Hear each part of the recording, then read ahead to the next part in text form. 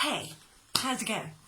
I've been asked to do a little thing about microgreens, so this is for Susie and somebody else. There's somebody, I know, thousands of requests, millions. Okay, so microgreens, what are they? Why do people like them? They're like big hair.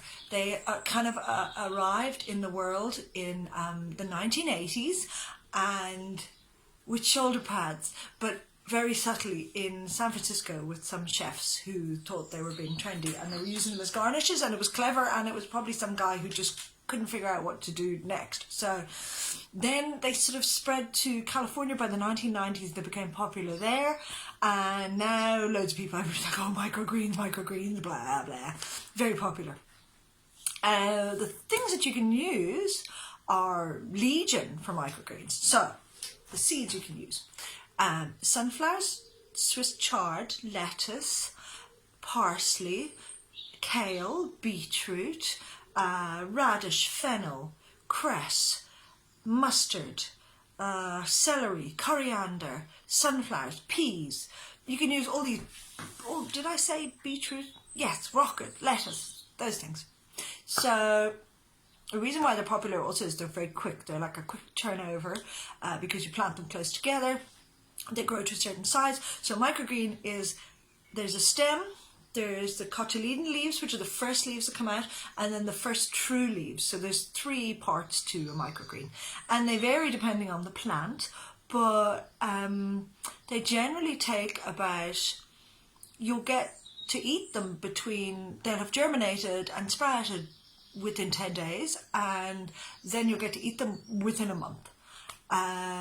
So they should be, I've got some here that are not really microgreens, but we grew them because we're going to plant them out. So, and they're a good example of what not to do, which is even better. So, got some kale here, and this is the bare necessity kale from Brown Envelope Seeds, and you can see here that it's quite patchy, right? Now this is because the seeds were planted and then the watering can had lost its, not spout, top. You know the tops that come off there, everybody loses all the time. It lost its thing. So these were watered heavily and the seeds then got shifted around, which was a mistake.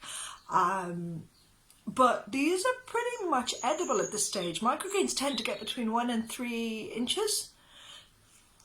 Right there, around there, and then they're ready to eat, and these taste lovely, but I'm going to plant these out because they're seeds and they're going to be much bigger and more satisfying when they're bigger. There was a study done by the University of Maryland in 2012, and they were saying that the microgreens had much more nutrients and vitamins in them, so vitamin K, vitamin C, vitamin E, up to 5 times more than their fully grown counterparts.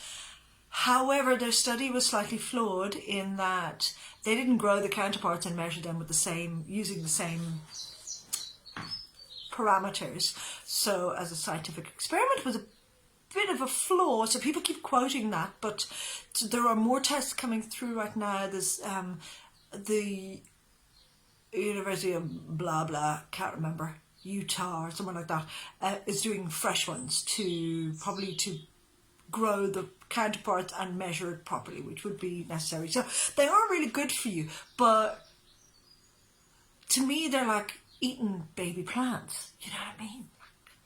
It's like eating lamb. Just wrong. You know? For me, I'm saying this for me. You could do what you like. No judgment here.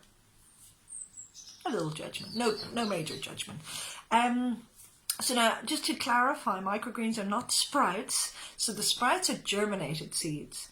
And sprouts are interesting to give it a go because they're interesting to give them ago. But you have to be quite careful because they can pick up mold really fast and they can get E. coli really quickly, and they can get moldy if it's very high humidity. So you need to keep them rinsed and keep, you need to really be on your sprouting mission. And microgreens are pretty similar. They need a growing mixture unlike sprouts. They need low humidity so they don't get moldy and get rotten, and fresh sunlight. Fresh sunlight doesn't make sense. Fresh air, sunlight, yeah. Don't use the solanaceous family in your microgreen mix because they've got kind of toxic issues, slightly make you, so don't do that.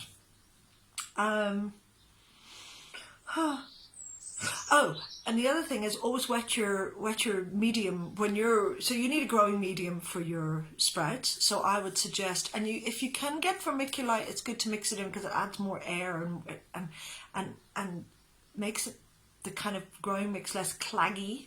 So you'd have a bit of compost and vermiculite. Don't use peat moss compost. Don't use peat because that's bad for the planet and they dig up bogs and that's not good. So you can even use a little bit of soil if you want, but just make sure it's light and sandy because that's really where you're going from. And a lot of the time you can put things like peas you can actually even put them on the top of the growing mix and just wet them down and cover them for a few days till they germinate, and then they'll come up. Okay, so these are going to get planted out.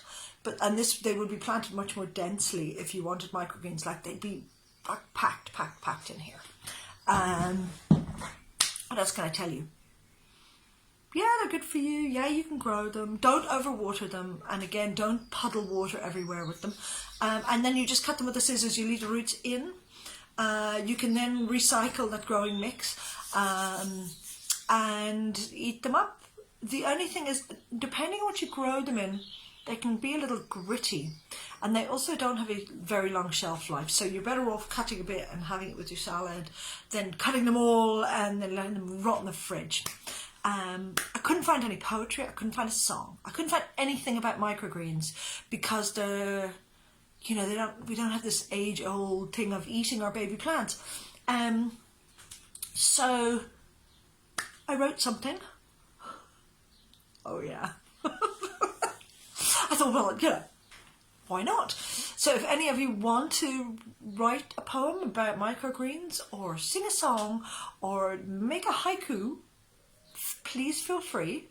So my poem goes like this, and it doesn't rhyme as well, which is artistic. Microgreens are not just a garnish. They are full of good stuff. And they would be bigger and do more, but you ate them, you jerk. You have no patience. Not judging, I swear. Anyway, enjoy your microgreens.